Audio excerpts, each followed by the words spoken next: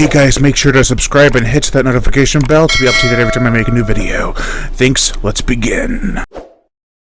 They're not welcome in any home.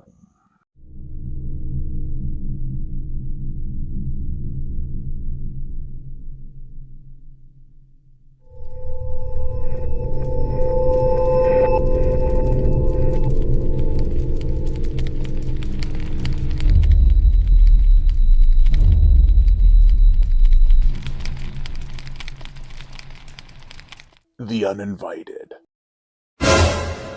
This is the 1982 horror novel written by William W. Johnstone, who is primarily known for writing westerns, but he did dabble in horror quite a bit. This is the 1982 reissue from Zebra Horror. Their book was originally released in 1982. Mint condition, this version. It's got even embossing on the cover. Feels nice.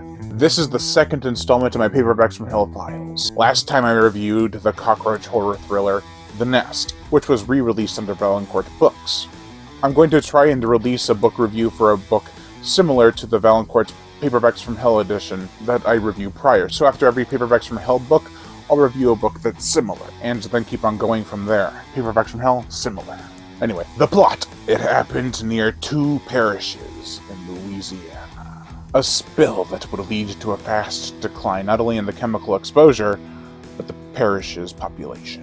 Cockroaches have been affected by this poison, this toxic terror, and now the townsfolk are under harsh quarantine. It's only a matter of time until the infection spreads, and the bugs eat their way through the entire area. The chemical exposure is over, but the bugs carry the disease. Who will survive? What is that?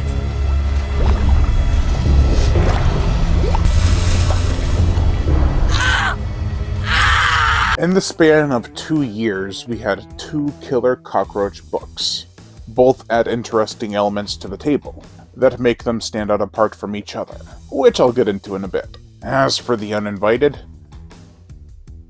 it's alright. The threat excels so fast, and we don't get to know too much about any of the characters, really. We get hints of the multitude of backstories given to us. The trouble is, some characters are revealed too late into the book. You do want them to make it, but you're not really sure why. Maybe it's the humane bond or the will for these people to survive. Or maybe you just want to have that grasp on somebody to make it in this book. The fictional Barren and Lapeer parishes of Louisiana do create some nice environments to work with, but I never really felt the heat. I was just there along for the ride. I didn't really feel it. NAND1D, or Nandi for short, is the chemical that is spilled by a bad driver, who didn't even sign up for that job. In fact, he's a scientist who's responsible for helping with the creation of this chemical, as well as its spillage. Not into the river! Ooh, you sexy beast. What this leads to are some nightmarish scenes that may or may not stick with you. In this farming community, they have plenty to feed on. For the characters, well, another issue I have with this book is that there are too many damn characters, and they're introduced quite quickly. You're left picking through your memory, trying to remember which purpose they serve. What's their purpose? And stop picking at my prey.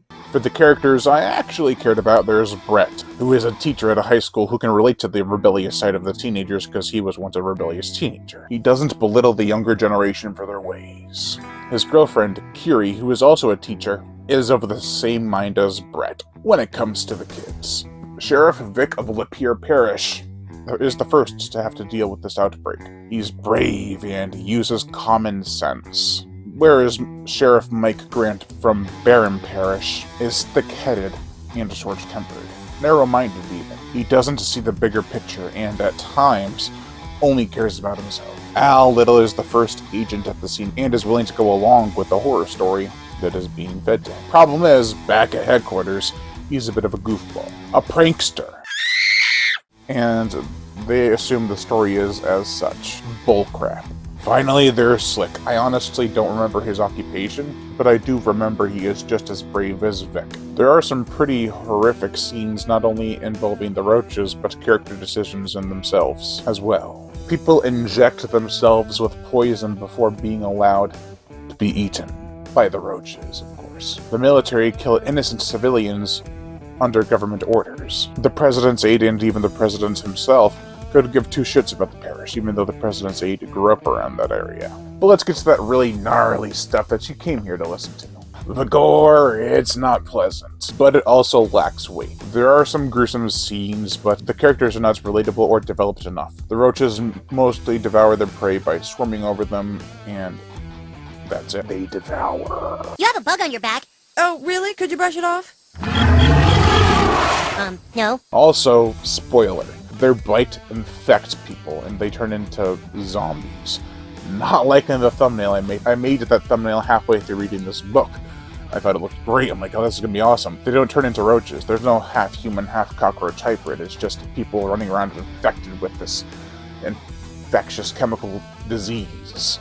Roach raving maniacs. I really wish Johnston went all out and made half human, half roach hybrids, like in the 1988 adaptation of the 1980 novel by Ellie Cantor for The Nest. Hell, the roaches never even really fly towards people. I mean, they kind of jump out of windows, but they don't fly. Much, if at all. That's just it. This book doesn't go far enough with its idea. It just runs right into it and expects you, hey, you're gonna care about these characters, you're gonna care about the gruesome deaths, that's it. A lot of people die, but the terror of the situation is heartily engrossing. Overall, I like The Nest, the book, and the movie better than this. In those stories, I felt the gravity of the situation, and I cared about the characters mostly. And the kills were very gruesome, much more so than in the Uninvited. And this was just popcorn entertainment and fluff. Well, I mean, it's a book, not a movie, so I don't think most people eat popcorn while reading. Let's say coffee entertainment. While there is some good stuff like the description of the cockroaches, which is gnarly and disgusting, and the realistic depiction of if something like this happened, how would it be handled, I'm hard-pressed to say I didn't really like this book. However, if you need more killer cockroach stories that won't bore you, then this one would be a good choice, I guess. Thank you all for watching. I want to read more William W. Johnston. This just wasn't the strongest contender for a good way to start his bibliography, but still. Rest in peace. I am Brian Gatto. Make sure to hit that notification bell to be notified every time I make a new video, and as always, subscribe.